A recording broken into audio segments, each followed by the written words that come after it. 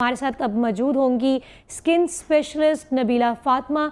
इनसे हम बाकायदा बात करेंगे कि जी ख़वातीन के जो चेहरे के स्किन के तमाम मामलात हैं उसके हवाले से, और यकीनन ये ख़वातीन के साथ साथ मर्द हज़रात का भी पसंदीदा सेगमेंट है, क्योंकि आजकल अगर हम अब मर्द हज़रात की बात करें तो वो भी अपनी स्किन की बहुत ज़्यादा केयर करते हैं। अक्सर ही सुनने में देखने में आता है कि सनस्क्रीन यूज़ की जा रही है और जी सजेशंस लिए जा रहे हैं, ओपिनियंस पूछे जा रहे हैं कि जी कौन सी सनस्क्रीन यूज़ करनी चाहिए। और अभी इनसे हम आपको मज़े मज़े की टिप्स लेकर देंगे कि क्या क्या, जो अभी गर्मी है, गर्मी में स्किन बहुत ज़्यादा ख़राब हो जाती है, दाग धब्बे आ जाते हैं आपके चेहरे पे छाइयाँ बन जाती हैं, आपका कलर बहुत ज़्यादा फेड होना स्टार्ट हो जाता है। तो ये तमाम चीज़ों को कैसे मैनेज किया जा सकता है। हमारे साथ कॉल पे मौजूद होंगी नबीला फातिमा। हम कोशिश करते हैं जी उनके साथ कनेक्ट होने की। अस्सलाम वालेकुम डॉक्टर साहिबा, आप मुझे सुन सकती हैं? जी वालेकुम अस्सलाम। कैसे मिजाज हैं आपके? Good morning. गुड मॉर्निंग, बिल्कुल ठीक, आप बताएं। अल्हम्दुलिल्लाह। डॉक्टर साहिबा, सबसे पहले मैं यही जानना चाहूँगी कि ये बताइए कि जो चेहरे पे दाग धब्बे आ जाते हैं, इसको कैसे हमेशा के लिए ख़त्म किया जा सकता है? अच्छा, दाग धब्बे बहुत तरह के होते हैं। अगर आप मेलास्मा या छाइयों की बात करें, उसमें 90% तो फीमेल्स इफेक्ट होती हैं और 10% मेल जनरेशन जो इफेक्ट होती है।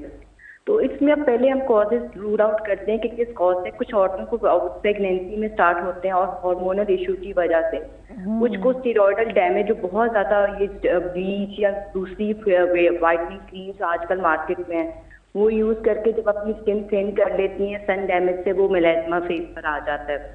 उसके अलावा अगर आयरन डेफिशिएंसी है या बहुत ज़्यादा सन एक्सपोजर है, खास तौर पे मेल्स में, तो मेल में मोस्टली सन एक्सपोजर की वजह से ही होता है। तो पहले हम कॉज रूल आउट करेंगे, बट ऑब्वियसली जब मेलास्मा या हाइपर पिगमेंटेशन डेवलप हो जाए तो ट्रीट करना इट्स वेरी डिफिकल्ट।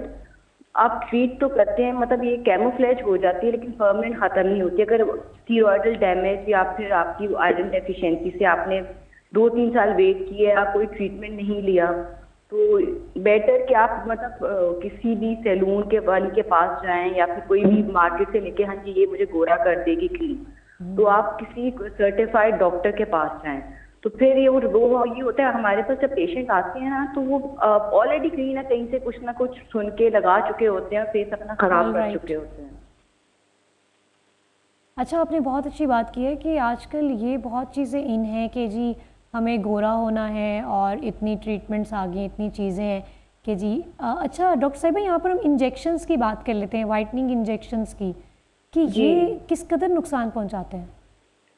इसमें आजकल इतना आई थिंक पता नहीं क्यों ट्रेंड है। आज मैं 5-6 साल पहले कब बिल्कुल ऐसा नहीं था, लेकिन अब इस साल ऐसा हो गया, शायद टिकटॉक की वजह से या बहुत ज़्यादा सोशल मीडिया जो एप्स आ गई हैं, हर किसी को पता है। इवन ये नहीं कि सिर्फ गर्ल्स, बॉयज हमारे पास इतने आते हैं, वो भी कॉलेज गोइंग, कि हमें बस जी ड्रिप्स लगा दें। तो ड्रिप्स ऐसे तो नहीं आप लगाते, ऑब्वियसली ग्लूटाथायोन, विटामिन सी हर किसी को सूट नहीं करता। उससे पहले आपने उनके गुर्दों के, उनका लिवर टेस्ट करवाना होता है। अगर वो परफेक्टली हेल्दी हैं तो फिर हम आईवी ड्रिप्स की तरफ जाते हैं, और वो उनको आप वाइटनिंग ड्रिप्स नहीं कहना चाहिए, क्योंकि वो आपका बॉडी को डिटॉक्सिफाई करते हैं। तो बेसिकली हम तो उनको इम्यूनिटी ड्रिप्स बोलते हैं, लेकिन आम जुबान में लोग कहते हैं नहीं वाइटनिंग ड्रिप्स से लगेगी तो हम चिट्टे हो जाएंगे, तो बिल्कुल ऐसा नहीं है। और इनका बहुत लंबा कोर्स चलता है, आपको 3 से 6 मंथ की ड्रिप्स लेनी है। उसके बाद ग्लूटाथायोन, मतलब इसके कितने सेशंस होते हैं? 6 to 8 फेस पे भी लगाना होता है, लेकिन वो भी ना फेस पे भी विटामिन सी कुछ लोगों को सूट नहीं करता, कुछ लोगों को आईवी भी विटामिन सी सूट नहीं करता।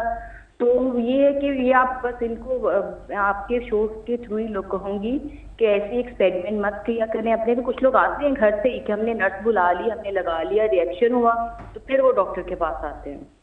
डॉक्टर साहिबा, अभी आपने जिक्र किया कि लोग पहले से ही बहुत से एक्सपेरिमेंट्स कर लेते हैं और फिर हमारे पास आते हैं, उनको कैसे ट्रीट करती हैं?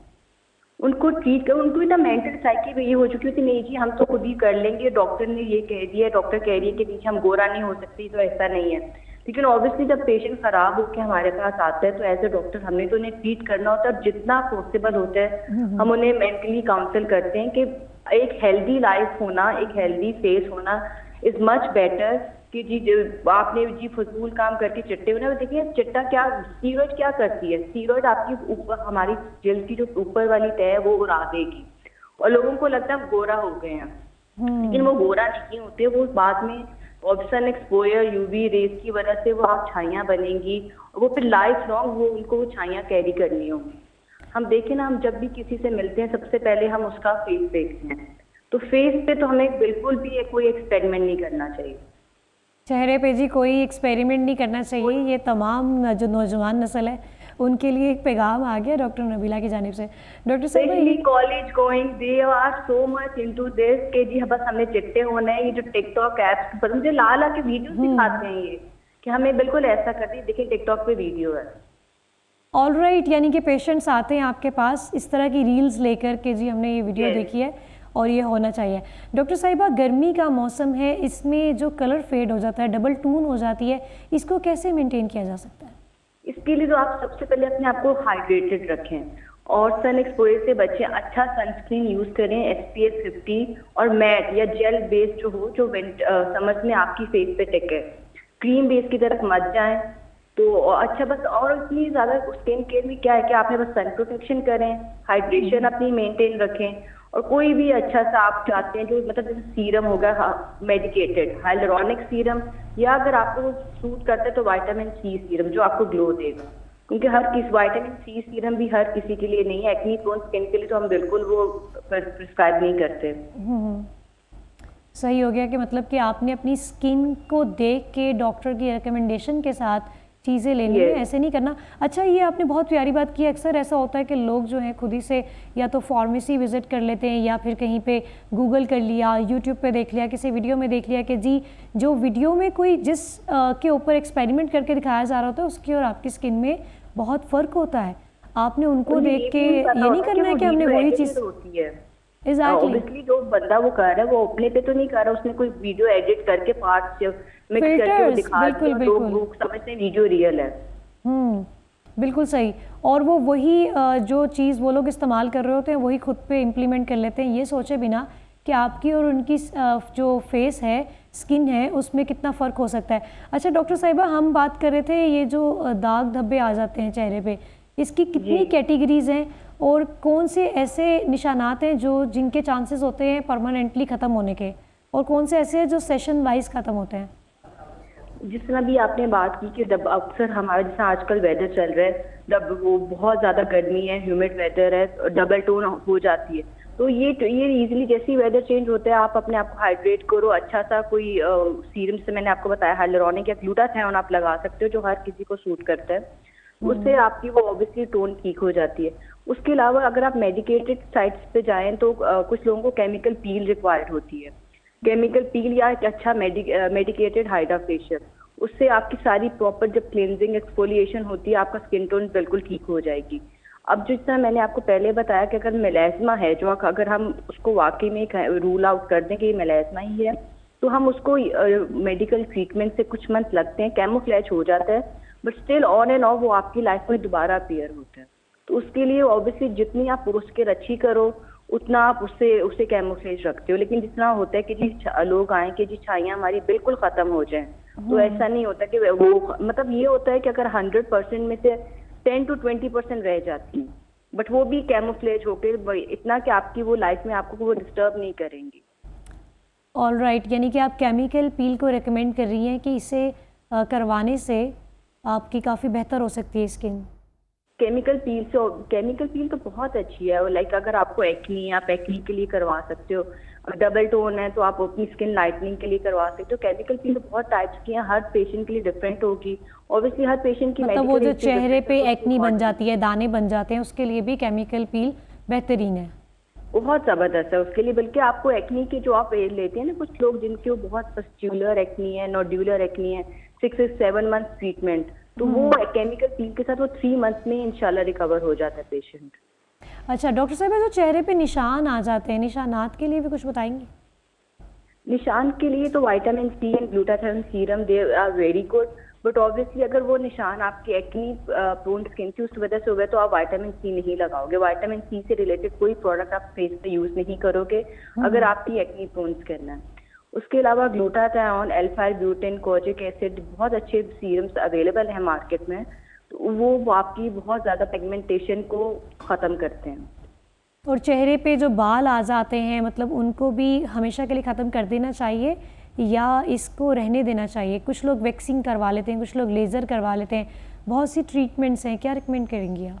वैक्सिंग तो आई थिंक बहुत डेंजरस है, वो तो आपकी स्किन हार्ड भी कर देगी। और वैक्सिंग से ये होता है कि ऑब्वियस जब पेशेंट हमारे पास आते हैं वो कहते हैं हमारे हेयर फॉलिकल और ज़्यादा स्ट्रॉन्ग हो गए।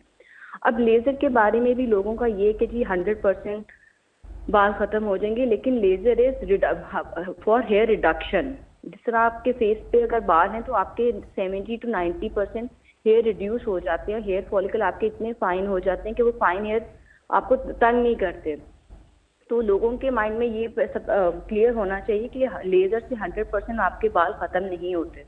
लेकिन हाँ, जो बाल उन्हें तंग करते हैं वो उनकी ऐसी रिडक्शन ऑब्वियस साइज में फॉलिकल छोटा हो जाता है, तो बाद में उनको फाइन हेयर बुरे नहीं लगते। अब लेज़र की भी कैटेगरीज हैं, आजकल बहुत डिवाइसेस भी आ गए हैं, IPL डिवाइसेस जो होम बेस्ड है। अब उसमें भी ये है कि लोग एक एक दो दो साल लगे रहते हैं, तो कहते हैं जी बाल हमारे तो गए नहीं। अब वो तो या तो उन्हें फ्रीक्वेंसी सेट नहीं करनी आती है, उन्हें ये नहीं पता किस टोन पे किस फ्रीक्वेंसी पे हमने करना है या किस इंटेंसिटी पे करना है, तो वो एक डेंजरस बात है। ऑब्वियसली वो आपको लॉन्ग रन में आप बहुत ज़्यादा यूज़ करोगे तो आपको कोई ना कोई स्किन डैमेज होगा। अब IPL अगर आप देखें तो वो लेज़र तो है ही नहीं, that is intense pulse light. कभी जब भी आपने लेज़र करवाना हो तो आपने एक सर्टिफाइड डॉक्टर के पास जाना और देखना है उसके पास प्रॉपर लेज़र मशीन है। अक्सर तो अब सैलून पे भी आप देखें उन्होंने IPL रखी हो, लोगों को बेवकूफ़ बनाते हैं कि बिल्कुल, तो बिल्कुल लेज़र सही डॉक्टर साहिबा। तो ये बात बस देखनी है कि आपका प्रॉपर आप कोई डायोड या कैंडेला ND प्रॉपर लेजर्स हैं, और वो वाकई ही में अगर आपको medical history is very important.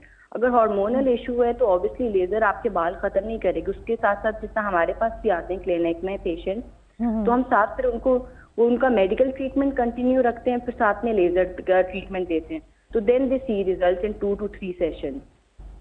बेहतरीन जी, हमारे साथ स्किन स्पेशलिस्ट डॉक्टर नबीला मौजूद थी। डॉक्टर साहब आपका बहुत शुक्रिया, आप हमारे प्रोग्राम का हिस्सा बनी। अच्छा जी, इन्होंने बहुत अच्छी एक बात बताई है कि अगर आप लोगों ने कोई ट्रीटमेंट्स लेने होते हैं और ख़ुसूसन आपकी स्किन से रिलेटेड, तो ख़ुद से सबसे पहले आप मोहब्बत करना सीखें कि आपको अपना चेहरा इस तरह जैसे है, अल्लाह ने जैसे बनाया है वैसे ही खूबसूरत है, उसको मज़ीद खूबसूरत बनाने के लिए मीनाकारियाँ मत किया करें। अगर आप लोग कुछ ट्रीटमेंट्स लेना चाहते हैं तो चेक कर लिया करें कि डॉक्टर सर्टिफाइड होना चाहिए, क्योंकि आजकल नो डाउट जगह जगह आपको डर्माटोलॉजिस्ट के सैलून्स नज़र आएंगे, छोटे छोटे पार्लर्स, क्लिनिक्स बनाए होंगे उन्होंने और अपने पास कुछ मशीनरी रखी होगी जिससे वो एक आम ऑर्डिनरी पर्सन को बासानी बेवकूफ़ बना लेते हैं। तो आप पहले चेक किया करें कि ये सर्टिफाइड डॉक्टर हैं या नहीं, क्या इनके पास रेलिवेंट डिग्री है या नहीं, क्या इनको मालूम है कि प्रोसेस क्या है। और इंटरनेट पे जो आप रील्स देखते हैं, शॉर्ट्स देखते हैं, वीडियोस देखते हैं, उनसे बिल्कुल भी मुतासिर ना हुआ करें। वो वीडियोस एडिट हुई होती हैं। अगर आप देखते हैं और उसमें कोई डॉक्टर हैं तो उनको भी पहले आप उनके बारे में अच्छे से जान लें कि ये कहाँ से काम किया है इन्होंने, ये आया, इनके पास कौन सी डिग्री है, क्या ये रेलिवेंट है या नहीं, फिर जाया करें।